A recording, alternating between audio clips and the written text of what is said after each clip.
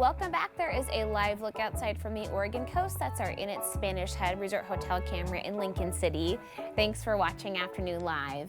Our next guest says many people aren't just tired and overwhelmed. The symptoms of burnout and betrayal trauma are strikingly similar, yet their root causes are very different. Here to share more, we welcome back betrayal recovery coach and author of It's Not Burnout, It's Betrayal, Lora Cheadle. Thank you so much for joining us today. Thank you for having me. So it sounds like a lot of people are feeling symptoms of these two very different things, and maybe even both at the same time. Exactly. There's an overlap. Burnout has to do with stress and an inability to manage so much stress. And betrayal is the breaking of an expectation that ruptures your identity, your view of yourself. And when you've got both of them going on, it's no wonder you don't feel very good. Yeah, and a lot of the, I guess, cause and effect is pretty similar when you think about how it exhibits in ourselves. Is there easy ways to kind of tell which one you're dealing with? Yes. If you've ever had a feeling like, why is this happening to me? Or this is so unfair. I worked so hard and I don't deserve it. If you've got feelings like that, chances are it's a sense of betrayal versus stress, which is, I just have so much going on and I don't know how to manage this. So let's walk through some solutions, because you do have some ideas for us to kind of reset and set ourselves up for success in a more positive direction. Yes, absolutely. Well, first of all, it's distinguishing between burnout and betrayal, figuring out what it is that you are feeling so you can accurately diagnose your own symptoms and then treat it. If you are stressed, what's really, really helpful is to focus on things like movement, standing up from your desk, looking out of a window and taking a break. But if it's a betrayal, it's really helpful if you can ask yourself some simple questions like, what did I expect in this situation? And considering these constraints, what can I do to make myself feel better? Okay, that's a good place to start. And you've got an acronym for us, Fuel Up. Can you kind of walk us through the steps of that? Yes, F stands for find your why, connecting into why you want to do the thing that you were doing in the first place.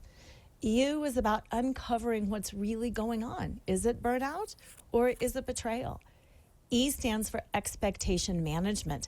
That's learning how to identify, to communicate, and then advocate on behalf of yourself and your expectations. L is for laugh. Laughing is the #1 way to calm and re-regulate the nervous system. And then the up in Fuel Up stands for unbroken promises, for the ability to make and keep promises to yourself. That all sounds amazing, but like you said, you have to identify kind of which category you're dealing with first. And I wanted to ask you, there's sort of this destabilizing feeling that I think a lot of people are experiencing, and that is more on the betrayal side. Yes, it really is.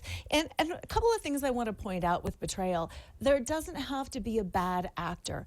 Nobody has to do anything wrong. They don't really have to betray you. It's just that if you feel like, well, this isn't what I thought it would turn out like. I tried really hard and why aren't things working out?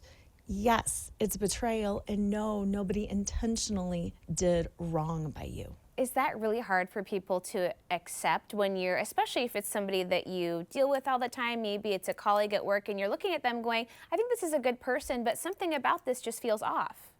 Yeah, it's really hard. And then we tend to internalize it and we tend to say things like, what did I do wrong?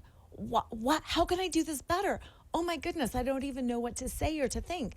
And it's just a mismatch of expectations because we all have different beliefs. We all have different ideas about the way things should be and about things that might or might not hurt or impact another person.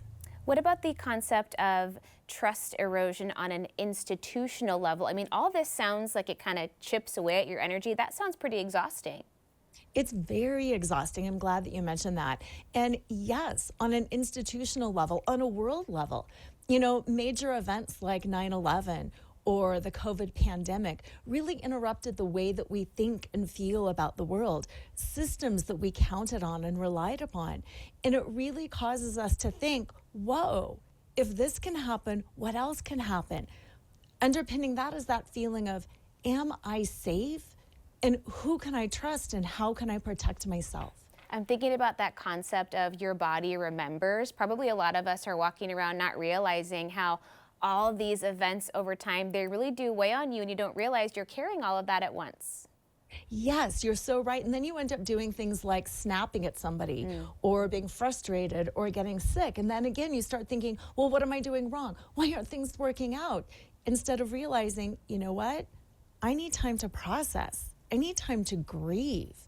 Grieving is a huge part of moving through betrayal trauma. And giving ourselves that grace, right? That we're all doing our best every day and it's okay if we're not getting it perfect the first time. Exactly. It is okay if you're not getting it right. It's okay if somebody else isn't getting it right. All of life is an experiment, and how can we bring a little bit of laughter, a little bit of levity, so we can all move forward together? Yeah, I love that perspective. Hey, thank you so much for stopping by. It was great chatting with you.